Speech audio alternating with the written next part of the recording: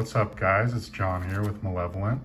We got a deck profile with Tristan here today. Tristan, what do you have built for us? So today I'm showing off the Virtual World deck.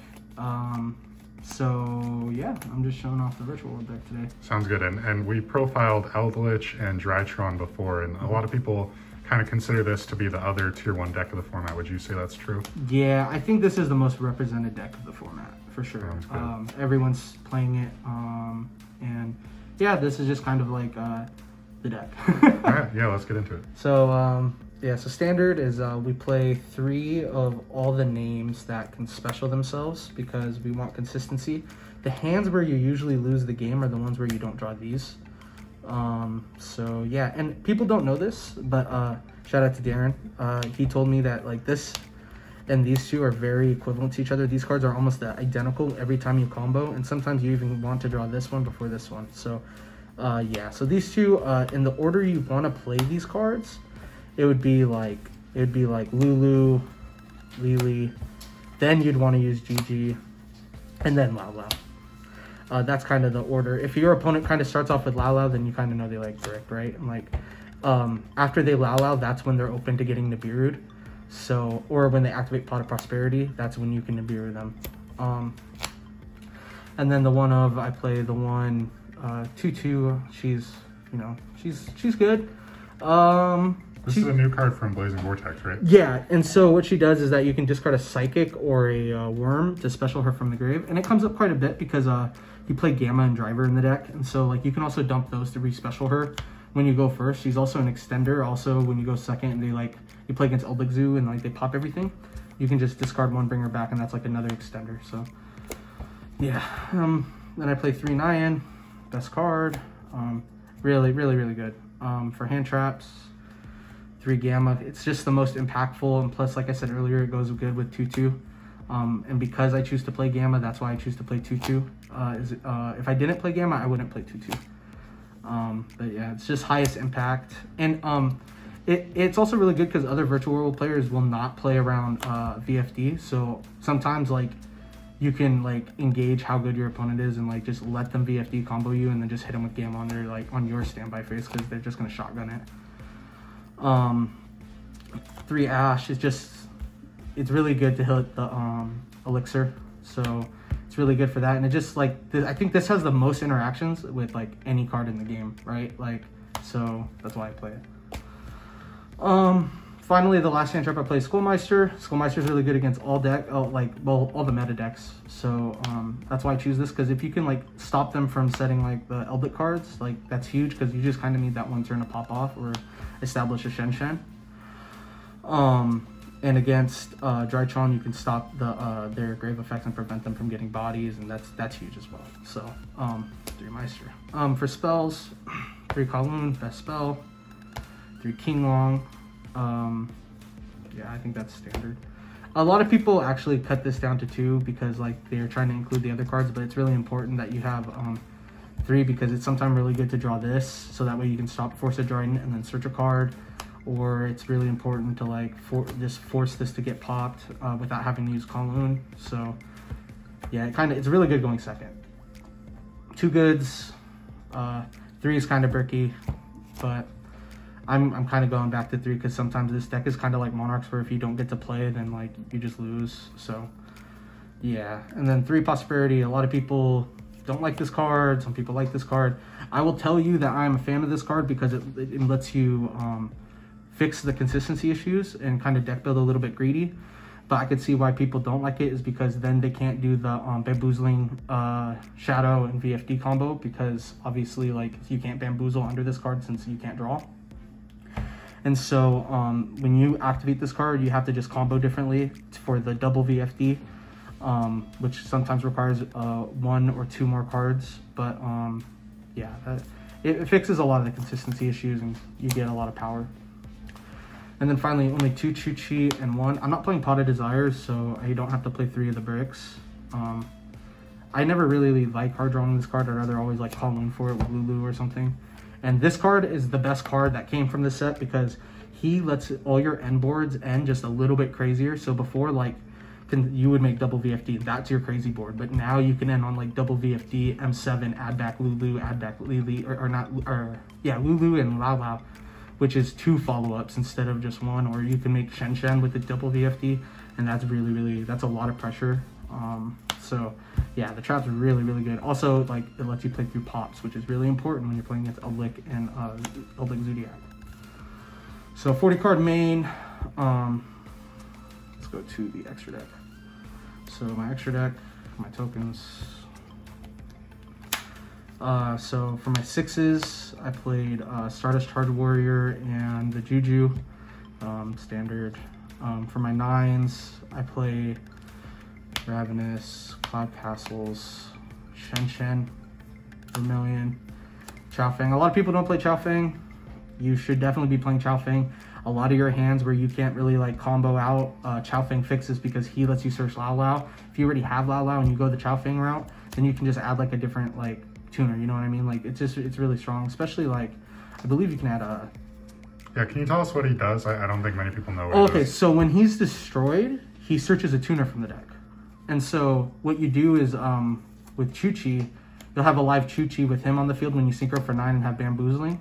So you use Chu-Chi to pop this, and then that lets you get to Lao Lao, and then you can Lao Lao back for your level 3, and then you synchro this in the level 3 for Cloud Castle. Cloud Castle will bring back Chao Feng, and that's full combo. Gotcha. So when he's destroyed, he searches a worm tuner. Is that it? No, a tuner. Any tuner. Yeah. Any so tuner. so it's really good in this deck because you also, like, let's say I already have like everything, right? I can just be like, okay, I'm gonna search Ash. Oh, gotcha. Yeah. So he just makes it even harder for your opponent, in my opinion. He's nuts. He's like the best. These 2 are the best cards in the extra deck when you go first. You're either doing the Chao Feng play or you're making Vermilion, banishing the Lao Lao to pop this to Cloud Castle, bring him back. So, yeah, those are like the best ones. And then for rank 3s, I choose these 2. This is obvious, like you got to play around hand traps. But Fortune Tune, he's really good because you get to play around literally all the back row, attack, and then just freely make Zeus. I do sometimes wish like it was something else like a Break Sword, but like Break Sword doesn't play through all the back row, right? Like it only forces 1 or 2 out, and I'd rather have the Fortune Tune because it forces everything when I put Zeus right over the top. So Zeus, and then I do M7. M7's really good because, like I said, on top of all your combos, he gives you follow-up plays, or he lets you add back tuners. He's really important in the mirror match because you, game 2 and 3, you get to bounce back Artifact Lancia, which is huge in the mirror match. Like most of the times, if I can't get to VFD through some hand traps, I'll just end on M7 and then bounce back Lancia, and then we'll play like the wait game and go back and forth as much as we can. So he's really good. And then I do Fan Fan. A lot of people don't do Fan Fan, but he's really good against Eldlik single-handedly because like he'll special 2 from the deck if they try to pop him. If they don't pop him, he'll banish 1 on the field and 1 in the grave, and that's usually like a pack 'em. And then I do 2 VFD. Yeah, the card needs to be banned. Yeah, one good thing about 2 VFD is, you know, doing the play where you make 1 and then use its effect and call light, so you can't get Nibiru, and then you make another 1. Right. Yeah. And then you have 2 VFDs for them. Yeah, it's pretty much guaranteed to go off on their turn. Oh yeah, and the other thing is like this card is just so oppressive, right? Like it doesn't matter. Yeah. And then for my side deck, we do a lot of hand traps. So 2 Cyclo Reader, accompanied with 3 Droll and Lockbird for your Drytron matchup. Drytron should not have a chance to win post side because we have so many hand traps that stop them. Like, and these are blowouts. Like if I can get to these and they can't answer this, it's a blowout every time.